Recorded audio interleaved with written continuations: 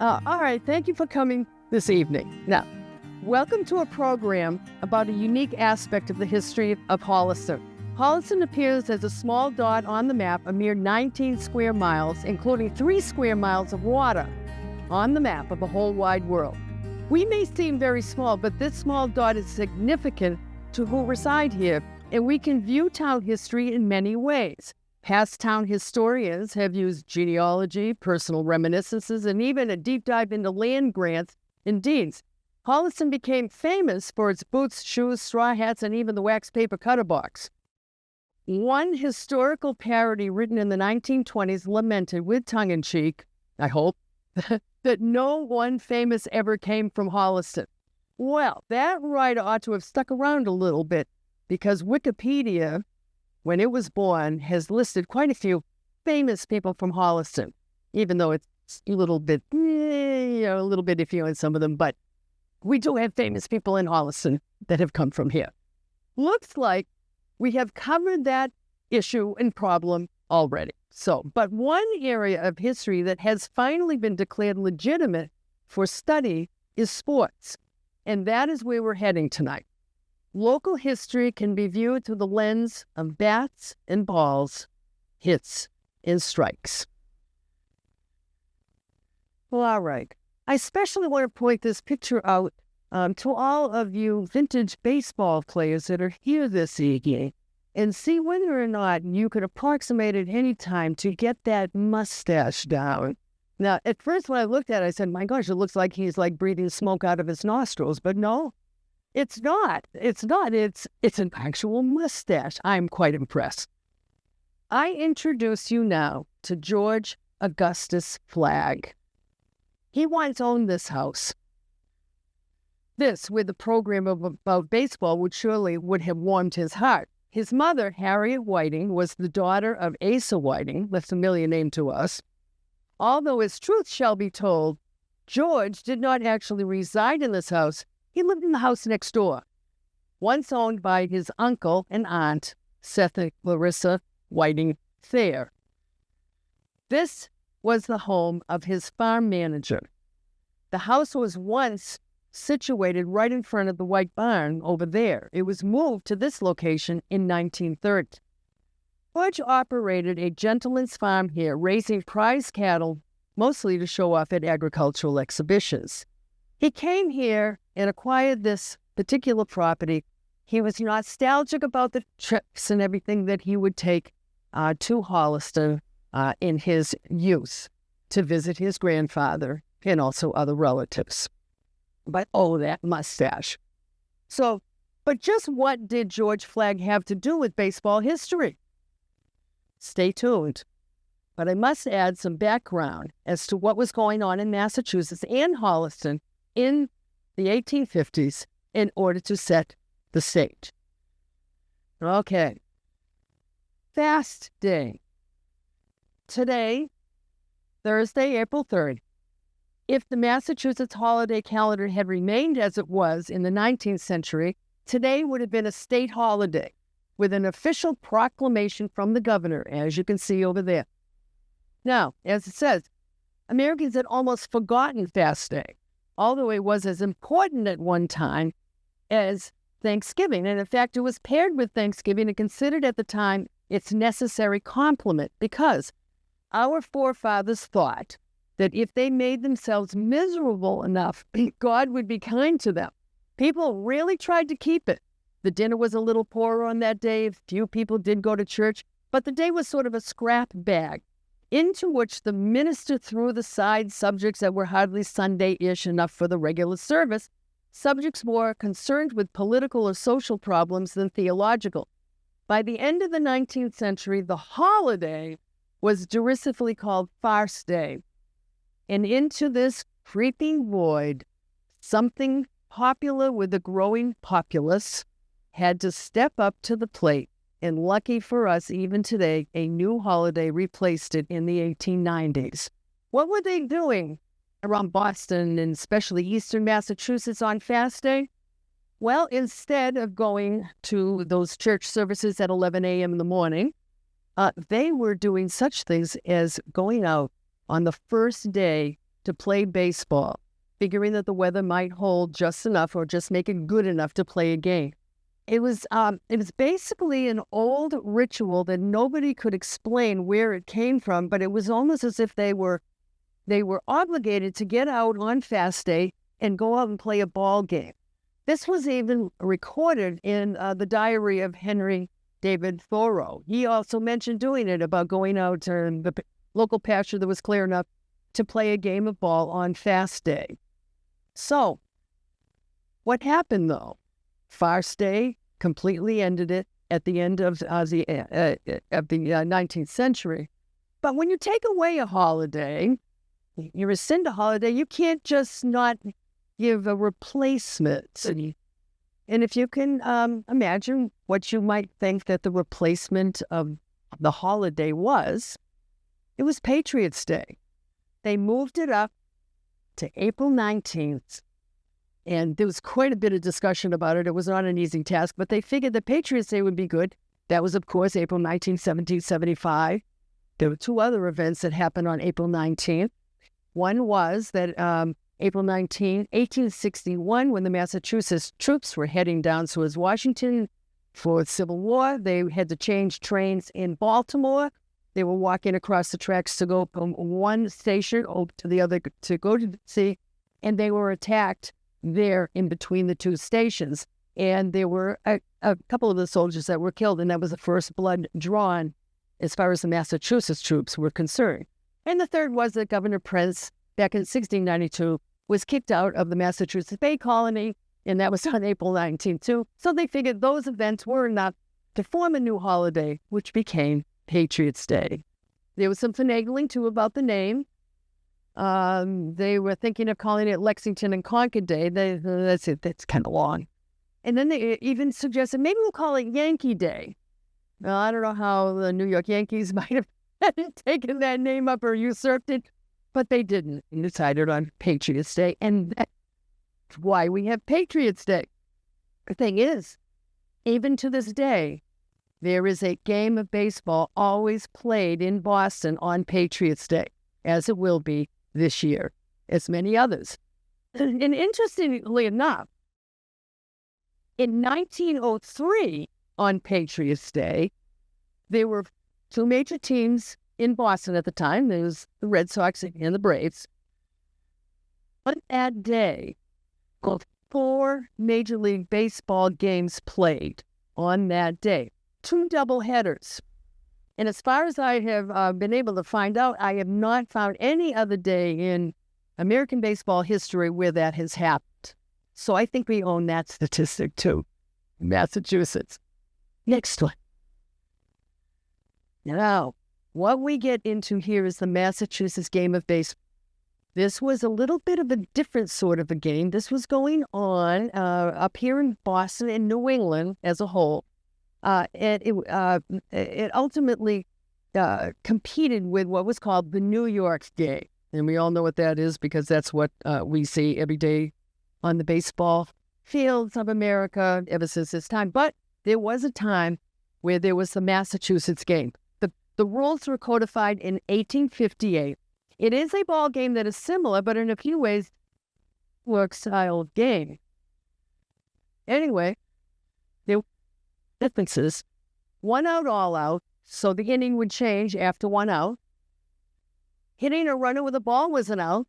Hopefully they were kind about it. So was a high-fly cat, which was not it was not the set rule in the New York game where 1 bounce and you catch it, it could be an out. And a lot of people found that to be extremely unmanly. And then there were stakes 4 feet tall, and there were 4, as you can see up here. You got the thrower in the middle of it, and you've got the 4 around. And so it made for a little bit more of an interesting. It's not a square. If you tilt it, it'll be a diamond. The ball must be thrown and not pitched or tossed. That means that it was thrown overhand. The early New York game was underhand for a couple of decades into the late 19th century. And the ball must not exceed 2.5 inches in diameter. And this is about how it looks, which is not real from today's baseball, which, well, I do have one in here on there. So it is fairly close. This here was also a ball that was used back at the time, and this is what you would call it, a tournament ball. And it was used for those really fancy games that were going to be going for a long, long time. And when I say long, long time, games could go on for days on end. So I want you, though, first to figure out how we get to that point. This is Peter Rogers Johnson. He grew up in Holliston. At age 9, he was an apprentice to Benjamin Batchelder to learn the boot business, but he had a little sideline interest. In 1858, he was a partner with Alden Leland, and he also, in his spare time, of course, played Holliston's first organized baseball team, which was called the Winthrop Baseball Team. It previously had been called the Bay State Team, but they found out that somebody else towards Boston had usurped that name, so they decided they would go more local. In 1859, he was elected the president of the Massachusetts Association of Baseball Players. So, this is the first of played May 31st, 1858. The two teams were and the Olympic Club of Boston. Now, the thing is that on this side here, there are some interesting characters here. You can see on number 2 right there is Peter Rogers Johnson. In the next year, in 1859, he was still playing, and it brings up an interesting statistic in that he continued to play for several more years before, and perhaps we can characterize him as the only known player president of baseball history, where he was kind of like Bob Manfred is with the current commissioner of Major League Baseball, but he was also a player. So you can imagine Manfred being the head of MLB and also being on a team. Well, that's pretty much what Peter Rogers Johnson did. There were several other players here also that we should keep an eye on. Number 7 under the Olympic Club is Albert Rockwood Crosby. He was a cousin of a couple of those Rockwoods that were on the Holliston team.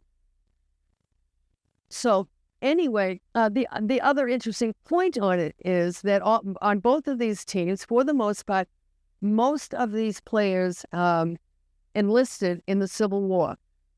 And one of them, number 6, you can see our number 6 on Whiting, he was killed in battle.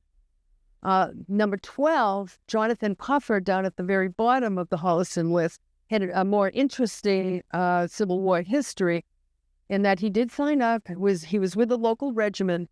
He was in battle, and with his buddies from Holliston and everything, they kind of lost track of him. So they figured, oh, he's dead. So what did they do? Very kindly, they wrote a letter to his new widow and told her that, oh, geez, sorry about that. You lost him in battle, but Jonathan's dead. Well, he wasn't dead. So luckily, they corrected that error and sent another letter, I hope quickly enough, because poor Mrs. Puffer was already making plans about what am I going to do? What am I going to do with my life and everything? And she had signed up to work as a lady's companion with a well-to-do woman who was traveling from Boston to California, but I do hope that the letter caught her in time before she left town. And Jonathan Puffer did survive and live. He lived to the 1890s, very much alive. So poor guy. I mean, I think it's kind of, I don't know what he had to say about any of that to his friends later. Okay, next one. All right. Now, this is the only known picture. It's the only known picture that we have, apparently, of the Massachusetts style of game being played on Boston Common in the usual spot where they do. And I would like to think that maybe that was that game. Maybe not, but that's kind of the atmosphere and what it looks like back at that time. And you can actually go there, stand about where you see, approximately the field is. It's about where the underground garage is. And you cross and you can pick out some of the buildings that have not changed since then. So that's kind of interesting. There is a sort of a consistency in the picture you can recreate. So next one. thing. That is Albert Rockwood Crosby. And he was quite an ace player. He might have been one of the reasons also for the game to flourish in Holliston. After all, his mother was a Rockwood. He was a namesake of his uncle, Albert Henry Rockwood, of Mormon history fame, actually. He visited Holliston frequently, and Albert played on several prominent teams in Boston in the 1850s and the 1860s. In a way, we kind of do own him a little bit because in 1870, he died of consumption, as most everybody back then did, and he is actually buried at Lake Grove Cemetery in the family lot. So in a sense, he belongs a bit more in eternity to Holliston. Next. All right, now we can pick up George Augustus Flagg. Okay. So anyway, the New England Baseballers was the earliest sports newspaper at the time. And notice that they were calling George here old at that point. And for heaven's sakes, he was only 24, you know. But I guess once you graduate, that old Harvard player. Anyway, George was born actually in Millbury, Mass. He was born on May 2nd, 1845, was therefore in his 24th year. And although a Massachusetts boy by birth, most of his early life was spent in the South at Columbia, South Carolina, because his father was overseeing the operation on a cotton mill in Columbia, South Carolina. So he lived there for several years, but he was sent up in his later teen years to go to Phillips Exeter, and that's where he picked up his interest in baseball. He then entered Harvard College, choosing baseball as his chief recreation, and soon became proficient in it, played as catcher in the 1866 Class 9 against Brown, Bowdoin, and also the Lowell Nine, which was where Albert Rockwood Perry was playing ball at the same time. But in 1864, when the Harvard Club was organized, George Flagg played behind the bat in the first nine, and he played in more than 60 matches as a catcher. After college, he entered law school. And so there he is. So he's kind of an interesting character, you know, seeing that he did live here. Apparently, during the time that he owned this, there was a reference to the fact that there was a small baseball diamond up the hill behind this house, someplace up in the woods, all overgrown now, unfortunately.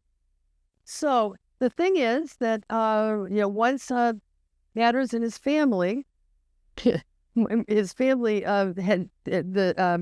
the lands here had changed hands and all. He was right here in order to pick it up and use this property as a gentleman's farm, which was very popular in Holliston at the time. Next. Okay. And you can pick out George even from this picture over there on the left. He has exactly the same hairstyle all the way through. He never changes. So he's sitting over there. And notice also there are bats and balls there, but there's no catcher's equipment, because back when he was playing, there was no such thing. You caught barehanded. Gloves and face masks and all that sort of stuff came in much later in the 19th century. He's easily identified there in with his team, and but he also, if you look way up at the guy in the middle there, right behind the baseball standing, that's Arthur Honeywell. He was the pitcher to George the catcher. They remained friends and occasional business associates throughout their lives. The beech tree in front of this house was acquired by George from the Honeywell estate. Both men were both avid aficionados of trees. It was a great old team, all right, that took the field back of the bat, one of the famous men of Harvard baseball, a player in the left, ready to catch the first ball. That was no other than George Flagg, Harvard, 1866. Although it is not generally known, it was Flagg who back in 1863 paved the way for the first baseball game between Harvard and Yale. There was a gathering in his college room in Cambridge one evening of that year, and from this gathering came the Baseball Alliance which has continued even up to this present day. So he's kind of started a intercollegiate rivalry at that time. Next. Now, this is a cartoon that was taken out of the Boston Herald in 1908. We did find it among the papers, the Flagg family papers that we have here at the Historical Society. And we kind of figured that it was probably George Flagg himself that cut that out of the newspaper and put it into the papers that are on file. He is in the middle row, looking like he's huffing and puffing along with a jaunty little hat on and all. And this is to illustrate that even back then there were old-timers games, and they would get together and play the game many times by the old rules, such as the Massachusetts game. So I did find another copy that I downloaded out of the newspaper, digital files and all. And there is a copy on the back table if you have a chance to look at it. A little bit easier and clearer to look at than up here, where it has become pretty much yellowed with age and had a little bit of tape up there. And but it has been maintained as best that we could. So, next. All right, this is a very interesting picture. Now, this was from Holliston. It's post-Civil War era. And this is during the time when the popularity of local baseball exploded. The soldiers came home after the war, and immediately countless baseball teams were organized in Massachusetts and Holliston too. It just really, really bloomed. The clubs and pickup teams are too numerous really to mention here, just the ones from Holliston. But one thing that did change in Holliston was that the Irish gradually integrated the local teams as well as organizing their own clubs in town. It was a slow process in Holliston, slower than other places around. But among the list of the Irish teams in Holliston were the OK Club, the Eurekas, the Mount Hollis Club, the Mutuals, the Shamrocks, the Holliston Irish Athletic Club. And then throw in this one for anybody that lives up in Braggville. I love this one. There was a game that was played between the Growlers and the Cankerworms. They were very, very clever with their names up there. And yes, and you may ask, was there ever a team in Holliston called the Mudvilles? There was. They were 9 14-year-old boys from Mudville, and they challenged the Ward 4 team in 1892. No report on the score, unfortunately. Where's Ward 4? Ward 4 is in the area that's on the east side of the railroad tracks. That would be basically Winthrop Street, central in Norfolk, up to about Franklin. That's pretty much Ward 4.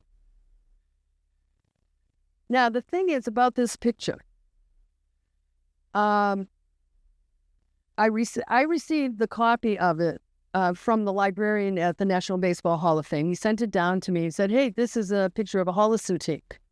Don't know the year. If you take a magnifying glass, sometimes you can catch a few of the letters on their shirts. I will take their word for it that it really is from Holliston. I did receive one more copy of the picture from someone else who also said that it had been called a Holliston team. But which Holliston team? Well, I can use a little bit of imagination. You can see the gentleman sitting there in the second row with the derby hat on and everything.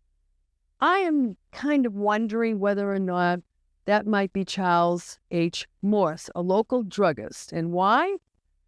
Well, we're not sure, but you can see the letters on the shirt and maybe a little bit of the terrain behind it. And I would like to think that it was Morse's Dyspepsia Cure Baseball Club. That was their name. And maybe that just might be Charles H. Moore. I mean, Morse, he kind of looks like the part and everything and looking very proud to be sitting amongst them. And why? Well, because in 1886, Charles H. Moore, the druggist, having presented to the Holliston Baseball Association with the largest sum of money solicited for popular subscription, thereby entitling him to name the club, which he had done by calling it after his well-known and valuable medicine, Morse's Dyspepsia Cure. The late the season. They took it for a couple of years, actually, and are ready to arrange games with any strong amateur nine and would be especially pleased to hear from nines in Milford or Medway. And not terribly unusual, there was a team up in Milford that was named after a liniment of some sort. So naming rights on teams is not all that new a thing. So they would, whoever gave the most money could end up with their name on it. And in the newspapers, of course, they had a terrible time with it. The Cures, the MDCs, to put the whole name into the paper was a little bit daunting. This is another one. This picture was acquired, about 10 or 12 years ago by somebody well-known and near and dear to us, the late Dennis Cuddy. And he ended up with this particular photograph. And we commiserated over, we're trying to figure out what in heaven's name is going on here. Now, notice the Holliston AA for the Athletic Association. We will see this uniform show up again and again. But we're not sure at all where it was taken. We believe it was a photographer from Woonsocket, Rhode Island. But that's only a guess. And if anybody can figure out when the building's behind, if they still exist, if you could let me know, and maybe we will be able to pin it down. Now, the thing is, there are at least 3 Boston Major League players that are in there, the one on the end, and there's the one guy with the strappy dark T-shirt. He has a hat on, and the rest of the uniform, I guess he took his shirt off, and then the one on the opposite end. Now, there's also, in the front row, the other one with the lighter uniform, and it has Waldorfs on it. And what was the Waldorf team? That was what they would like to say, semi-pro team from Framingham. So we're still trying to figure out where it is. And then you have a couple of what looked like to be trolley car, conductors and other workers like that, and then maybe just a couple of other spectators. But it is a rather interesting picture, and we sure would like to know the what and the wherefore about that picture. But there it is, Holliston, sitting right in the middle of everything. And all right, back home to Holliston. We have no idea who any of them are, other than the fact that we see there's a young man there with a canoe paddle, and that's for the Winthrop Canoe Club. And you can see the W on one of the uniform shirts. That's probably a Winthrop Canoe Club. And next to him is one from the Oddfellows team. And you have a scattering of the A and the A. And then a few others that are just in, I'm not sure if they're uniform or just street clothes. But it is quite interesting. He did aspire to take baseball a little bit further than most did. It looks like he's about the right age. He was a catcher, and he had a very interesting history in sports in Holliston. Unfortunately, tragically, in 1921, he and a few of his friends fell through the ice on Lake Winthrop, and they all drowned. But he had been inspired by watching a lot of baseball action in Holliston and around. And he played briefly for a minor league team up in Lynn that was being managed by Hugh Duffy, who is a famous baseball icon from the 1890s. So this is a picture taken up on a field in Brentwood. The field actually was laid out around 1913, 14, around there. And it was laid out by the groundskeeper of Fenway Park. Now, how in heaven's name did that happen? Well, it's a bit of a long story, but a really good one. There is a house at the corner of Gorwin Drive and Chandler Street, an old house right there at the intersection. And at the time, from 1908 to 1916, John J. O'Brien lived there. He had friends who were in the Royal Rooters of Boston. In this picture, there are several of them. And as it says on the notes down below, the rabid Roxbury Rooter, well, if anybody knows who that was, enough said McGreevy. He is in that picture. along with Hugh Duffy is there and Tommy McCarthy, who in 1897 were known as the Heavenly Twiz. They were on the famous Boston baseball team of 1897. And Dooley, Jack Dooley was one of the Royal Roaders, and he was sort of the one that would instigate these parties that were up here at this location. And Jimmy McAleer, he was the Red Sox president at the time, he's in that picture. And the field, I don't imagine, lasted very long. But I would like a few of you up there in Brentwood to try to imagine where that would have been laid out. There would be, he raised chickens up there, as everybody did in Holliston. There were reports of cockfights, with betting, of course. Ball games were played, foot races were organized, and for several years up there, a group that met the Old Timers Athletic Association. There were several baseball celebrities, not only in this photo, but who would make visits up there and stay at the house, actually. If you delve deeply into baseball history, there were such people as Rabbit Moranville, Hugh Jennings made stops up here, and most of the Boston players at one time or another. Jesse Burkett, who was from Worcester, he hung around here a few times as well. So it was quite a hotbed. The other thing that I also noticed back at that time was that somehow they got away with playing games up there on Sundays. Yeah, which was against the rules. This proves that in Holliston, we started them early on baseball. And sure enough, there's the ball there, which I think is also a very rudimentary catcher's mitt. There's somebody holding the baseball bat over there. All right, next one. This picture was probably taken up behind the old high school. The terrain looks similar. So the next generation, we were doing baseball players constantly at the high school. The earliest baseball high school team that I had found was in 1871.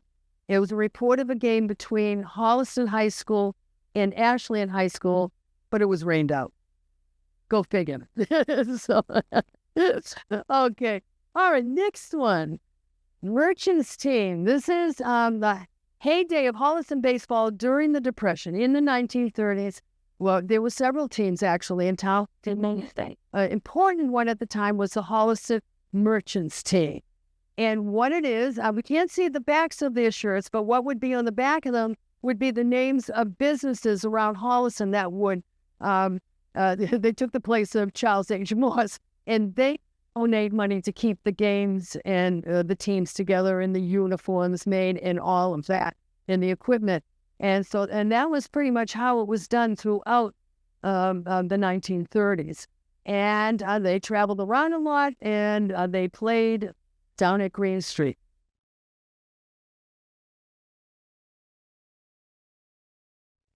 Charlie Winowski, his birth name was Karol Wojnarowski, a good Polish boy. He was born in Cambridge. His parents came over in 1908. He came to Holliston and attended Holliston schools, but was given a scholarship to St. Mary's High School in Milford. This is kind of the first instance of somebody getting an athletic scholarship to go to another school because of his athletic abilities. And so there, he did have a very good year, the same year that he was there. And he was going to go into Providence College, but it just didn't work out for whatever the reason was. But he was a legend in his own time. All right, now, let's go to see who else. All right, this is kind of like a very important part of the story. They were constructed in 1924 as part of the 200th anniversary of Holliston's founding. So they're very important. So we need to keep them up and keep them preserved. There are many stories that have come out of the people who have sat on those and also the teams as well. So anyway, 1937, let's bring it up to then. The Milford Daily News published an article by Michael Callahan, our local sports reporter. The Holliston baseball teams have as much chance of playing Sunday baseball on Goodwill Park as Greta Garbo has of wearing a size 4 shoe. Holliston Park Committee got together at a recent meeting and, according to the chair, voted unanimously that there should be no permission granted for the use of the Holliston Diamond on Sunday baseball games. It seems too bad that the nation's most popular sport, which always occupied such a prominent spot on the Holliston sports menu, a game which young and old, men, women, and children can enjoy themselves, is ruled out of the picture in Holliston on Sundays. But such is the edict, and the only thing that can be done, apparently, for the present at least, is take it. And they took it, reluctantly, for nearly 2 years. Sunday baseball vetoed at Holliston. That was the headline. The Merchants Baseball Club, which we met previously, submitted a request to the Goodwill Park Committee last night for permission to play Sunday baseball on Goodwill Park this season. This is in April of 1939. But it was turned down. The committee assuming the attitude that they were acting to protect the townspeople by this gesture. After an exchange of questions and answers between the committees and the representatives of the Merchants Ball Club, Fred Miller, one member of the Goodwill Park Committee, stated that it was the duty of the committee to restrict the use of the field on Sundays to local citizens and keep out outsiders who might be objectionable. I don't know what that means, objectionable. Sunday sports have been favored by a vote of the town as early as 1933 by an approximate 6-1 margin. So, Alcott Noble, who was on the committee, concurred with Miller's opinion that about Joseph Haley, selectman of Mudville, by the way, was the only dissenting member on that committee. He voted that they should be able to play. But hang on to your caps. April 28th, 1939. Sunday ball becomes fact in Holliston. They never argued. Have Recreation Director Louis Baer, who we do owe a lot as far as Holliston's athletic history goes, and the members of the Goodwill Park Committee. They've merely had differences of opinions regarding several items pertaining to the utilization of Goodwill Park on various occasions. But all this is a thing of the past now, and all external expressions of contrary natures are completely blanketed over in a suddenly attained smiling front on both sides of the argument. And Mr. Mayor at the meeting of the Park Committee Tuesday evening, acting as a dual capacity of representative for the Recreation Project and the Merchants baseball team, procured permission for those organizations or groups to play Sunday ball on Goodwill Park with nary a protesting voice. The committee agreed to grant the permit. How did they do it? The ball club and their constituents filled the meeting room and were ready to vote in favor of Sunday ball on Goodwill Park, and the baseball players and their fans prevailed. The Sunday baseball issue had been forced to a showdown by the Merchants Club, and last night a committee which included Michael Callahan, Holliston sports reporter, Ray Tondor, there's a name to remember, William Honey, and Louis Baer were elected to attend the Park Committee meeting as representatives of the ball club, just to keep their eye on that Park Committee and make sure they didn't backslide. So, Joseph Haley, selectman, pitched the first ball Sunday on May 7th, 1939, when the Merchants played the initial Sunday game of baseball on Goodwill Park, the fruits of a struggle of several years' duration in acquiring the right to play ball on the Sabbath at Goodwill Park had finally been attained. So, Goodwill Park was the center of activity for the baseball teams and before and after World War II. Games and rivalries flourished. Games have been played here since the 1850s and continue today. Also, we're playing over on Winthrop Street as well. Back in the late 19th century, before Arthur Ashley Williams named it Goodwill Park in 1936, it was called Mrs. Green's Field. So, consider this bit of sports history. Now, you can even Google parts of this story because it only dates back recently to about 2006. But you can do this. Anyway, Clinton, Massachusetts. Fuller Field in Clinton is the oldest continuous use baseball field in the world. And it's just 47 miles west of Boston. Quote, if you love baseball, you've got to come and see Fuller Field in Clinton, Mass. Just have to. We trace it to 1878. It was probably a neighborhood baseball field even before that. But in 1878, they fixed it all up. And yet, consider this. October 15th, 1874. The Clintons of Clinton, in spite of the rain last Saturday, came here and played 4 innings of a match game with the Eurekas, beating them 16-7. Now, just saying. Continuing use is a challenge. You have to go every year, and we could probably do that. But we also find that even if we limit the historical research, which likely placed baseball playing here as early as the 1850s, you also have to do this to hang our baseball cap on. May 19th, 1876. A new baseball club has been organized called the OK Club, mentioned before. They and the Eurekas are to have their grounds on Mrs. Green's land. So, who has the oldest continuously used baseball field in the world? Now, we know that they were playing on it, sporadically, maybe, even in 1850. We know that Mrs. Green's Field was used for all manner of gatherings and parties, and all sorts of things were going on there. So Mrs. Green's Field, that area, which we now know where the baseball field is and the stone bleachers and all, never had a house on that land. It was always open space land in Holliston. It was the land just below Powder House Hill.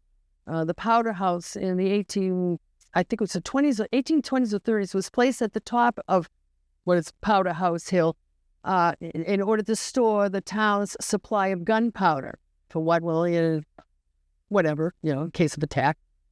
And so they had it up there because it had been stored in the cellar of the Congregational Church until they figured out that's probably not a safe thing to do if the church is ever struck by lightning. But, so they had a better idea and put it up there on the hill.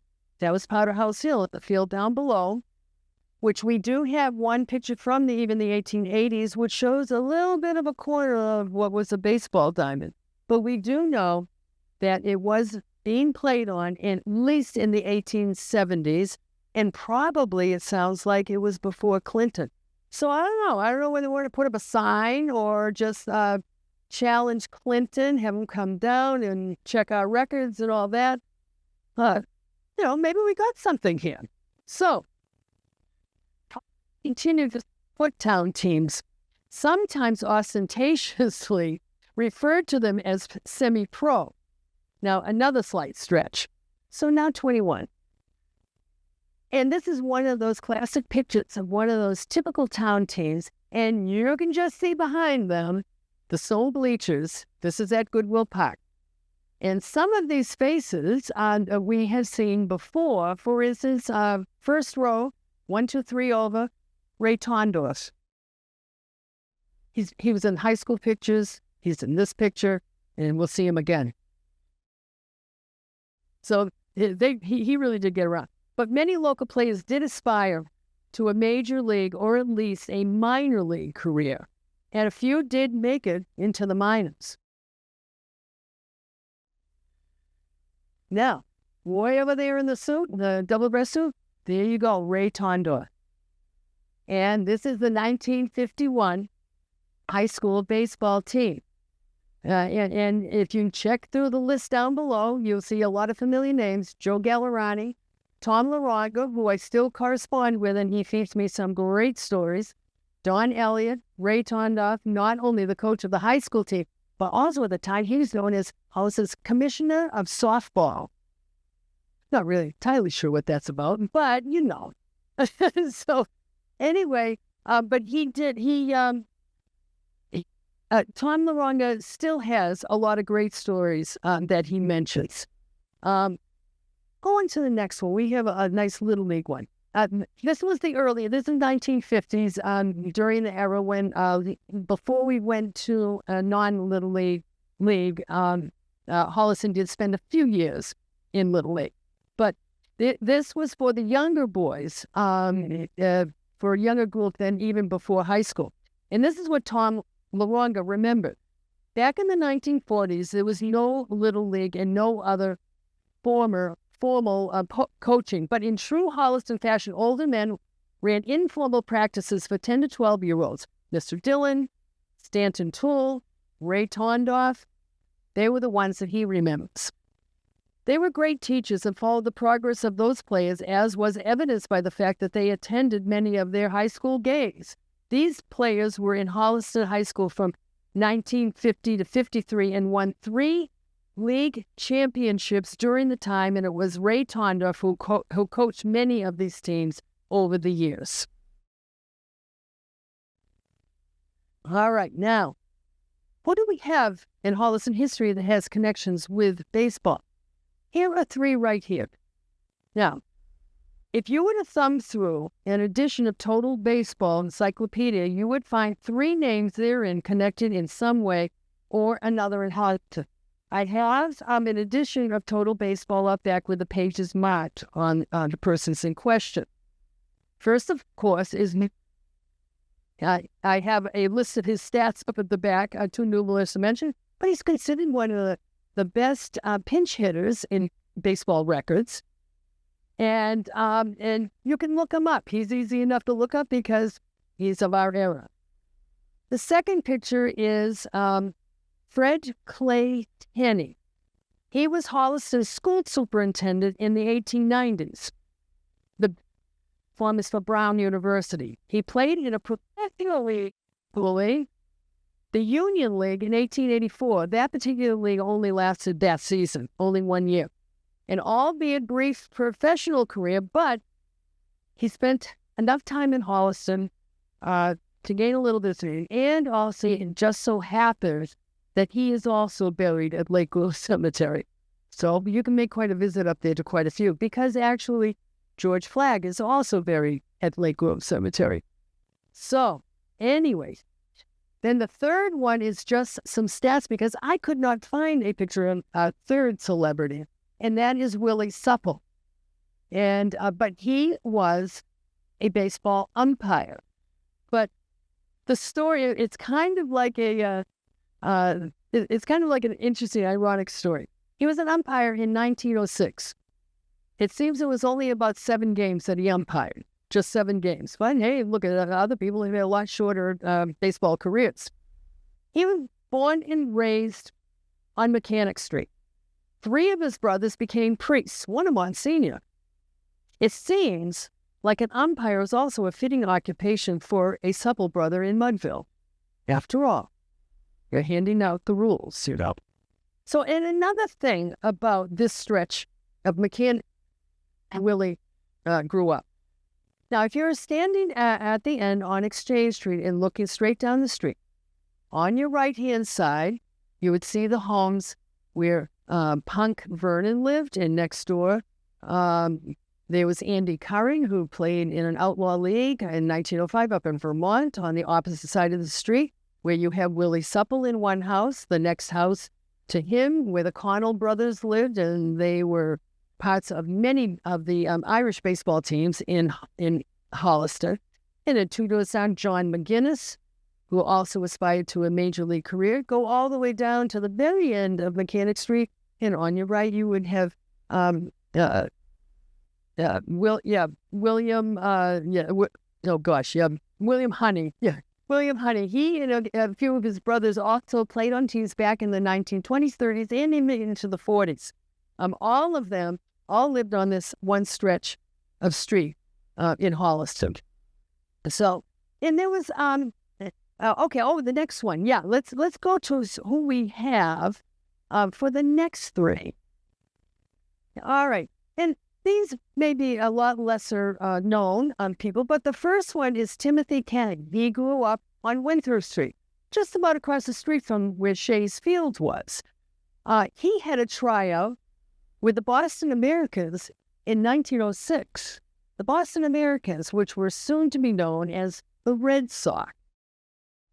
Next one is Bill Hunning and Punk Lernan, standing what appears to be down at Goodwill Park, and playing for whatever the Holliston team was at the time that they were on. And the third one is Joe.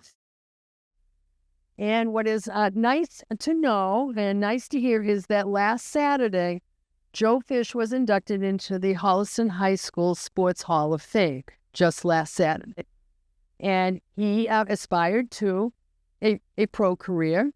And as most of the time that it happens, very few make it to that top. But he played for a minor league team that was affiliated with the Boston Red Sox. So he had his moment in the sun. But like many others, that's what they treasure the most. So, all right. The legacy is alive and well and played at Holliston. We have come full circle at Holliston as far as the game of baseball is known. We do have a team, and if any of you were down at the games that were played last July down at the lake, the Mudvilles. Holliston has kept the story of the Mudvilles alive in very good fashion. They've been all over the country, and I think if I can say whether or not they have won more games than they lost, that they can. There's enough of them here that can vouch for me if I'm right or wrong. One thing about this team is, though, there are many different sets of rules that are played in vintage baseball. Very popular here in Massachusetts, especially Essex County, also down on Long Island as well. There are a lot of really hard-nosed teams. But the one thing that we can say about the Mudvilles of Holliston is that they are brave enough, one of the very few teams that were brave enough to play, or try to play, as it were, by the Massachusetts game rules of baseball. And in 2008, they played a game with the Colonials on Boston Common in order to commemorate that moment 150 years before. And they played by the Massachusetts game rules, as it should be. And so we've come to the last slide. They looked pretty stern in that picture. It is really true, though, that there is joy in Mudville. So thank you very much.